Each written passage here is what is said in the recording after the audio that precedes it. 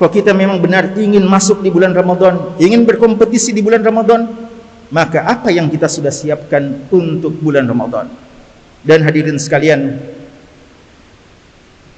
Nabi kita Muhammad sallallahu alaihi wasallam didatangi oleh seorang badui dan bertanya tentang hari kiamat. Lalu Nabi kita mengatakan, "Maza a'datta laha?" Apa yang kamu sudah persiapkan untuk hari kiamat? Tidak terlalu penting kamu mengatakan kamu ingin tahu kapan kiamat. Kiamat atiyatun la raiba fiha, pasti datang. Tapi apakah kamu telah menyiapkan hal-hal yang seharusnya kamu siapkan untuk hari kiamat? Maka demikian pula ulama kita katakan, tidak terlalu penting Anda mengatakan kapan Ramadan. Ramadan akan datang insya-Allah. Tapi pertanyaannya, apakah kita temui dia atau tidak? Ini salah satu pertanyaan besar. Dan setelah itu adalah, jika dia datang, apa yang telah kita siapkan untuk Ramadan tersebut? Karena itulah hadirin sekalian, jangan sampai kita termasuk dari apa yang Allah katakan, ma qadarullaha haqqa qadrih. Mereka tidak mengagungkan Allah dengan sebenar-benarnya pengagungan. Dan salah satu makna dari mereka tidak mengagungkan Allah sebenar-benarnya pengagungan, mereka tidak mengagungkan apa yang Allah agungkan dengan semestinya. Banyak orang mengatakan menyiapkan Ramadan, banyak orang mengatakan kami sudah bersiap-siap menyambut Ramadan, tapi kadang dengan hal-hal yang ternyata tidak disyariatkan, tidak dicontohkan, dan hal yang paling substansi dalam persoalan ini kadang mereka abaikan dan lupakan. Oleh karena itu hadirin sekalian, ada 3 hal yang paling penting untuk persiapan kita menyambut bulan suci Ramadan. Yang pertama adalah bagaimana kita persiapkan diri kita dengan latihan-latihan ibadah. Nabi kita SAW memperbanyak ibadah di bulan Sya'ban. Beliau memperbanyak puasa di bulan Sya'ban. Padahal beliau pernah mengatakan puasa sunnah yang terbaik di bulan Muharram. Tapi justru beliau memperbanyak puasa sunnah di bulan Sya'ban.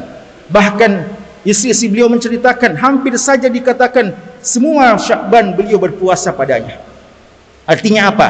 Nabi kita orang yang sudah biasa puasa Senin dan Kamis, sudah biasa puasa 3 hari dalam setiap bulannya.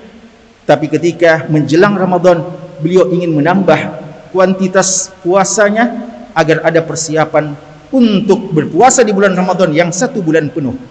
Pertanyaannya kepada kita hadirin sekalian, jika kita tidak termasuk orang yang biasa berpuasa-puasa sunnah, paling tidak kita punya 1-2 hari puasa sunnah di bulan Sya'ban ini. Jika kita orang yang sudah terbiasa puasa 3 hari sebulan umpamanya, maka apa salahnya kita coba menambah khusus Sya'ban ini, paling tidak kita juga berpuasa Senin Kamis. Dan jika kita sudah biasa berpuasa Senin Kamis umpamanya, dan belum biasa puasa 3 hari sebulan, kita coba sebagai bentuk latihan-latihan yang dicontohkan oleh Nabi kita SAW. Demikian pula para salaf mencontohkan bagaimana interaksi mereka dengan Al-Quran. Kenapa Sya'ban dijadikan Syahrul Qurra, bulannya para pembaca Al-Quran? Karena bulan Ramadan adalah bulan perlombaan memperbaiki bacaan dan memperbanyak bacaan dan menambah kualitas interaksi kita dengan Al-Quran. Yang kedua hadirin sekalian, kita butuh hati yang bening, hati yang suci, hati yang bersih untuk menghadapi bulan Ramadan. Kita butuh qalbun salim. Karena teori-teori yang kita ketahui, ilmu yang telah kita baca, dalil-dalil yang kita hafalkan tidak akan berfungsi banyak ketika hati kita keras, ketika hati kita berpenyakit. Maka kita tidak akan bisa merasakan lezatnya membaca Al-Quran, tidak akan bisa merasakan lezatnya bertarawih dan qiyam Ramadan. Kita tidak akan bisa merasakan bagaimana indahnya berlapar-lapar karena Allah Subhanahu wa taala. Maka dianjurkan oleh para ulama kita, bersihkan hati kita kepada Allah. Selalu diniatkan hanya kepada Allah kita beramal, dan bersihkan hati-hati kita dengan saudara-saudara kita sesama. Mari kita saling memaafkan. Mari kita minta maaf kepada saudara-saudara kita. Hilangkan kedengkian, hilangkan persoalan dengan saudara kita. Karena itu sangat menunjang kebeningan hati untuk kita bisa merasakan nikmat dan lezatnya beribadah di bulan ibadah, bulan suci Ramadan. Poin ketiga, persiapan untuk Ramadan adalah memperbanyak doa-doa tulus kita kepada Allah Subhanahu wa taala. Ramadan sudah sangat dekat. Pertanyaannya adalah, apakah kita akan menemuinya?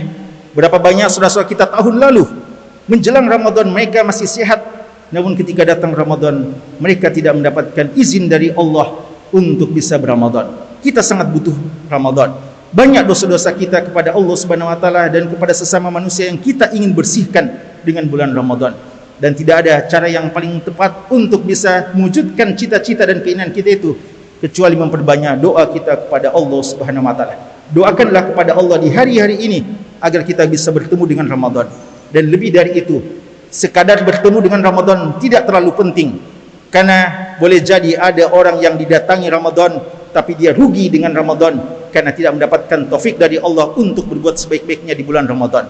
Maka hal yang terpenting dari doa-doa kita adalah kita berdoa kepada Allah agar kita dipertemukan dengan Ramadan dan kita menjadi hamba yang terbaik di bulan Ramadan. Kita bisa berlomba-lomba bersama dengan hamba-hamba Allah yang lainnya di bulan Ramadan.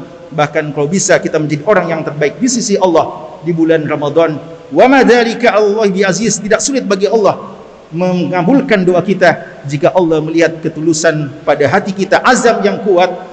Dan juga yang terpenting, doakan kepada Allah Subhanahu wa taala agar kita bisa istiqamah. Karena berapa banyak orang yang di awal-awal Ramadan begitu semangat, namun hilang semangatnya di tengah Ramadan, bahkan tidak kelihatan lagi di akhir-akhir Ramadan.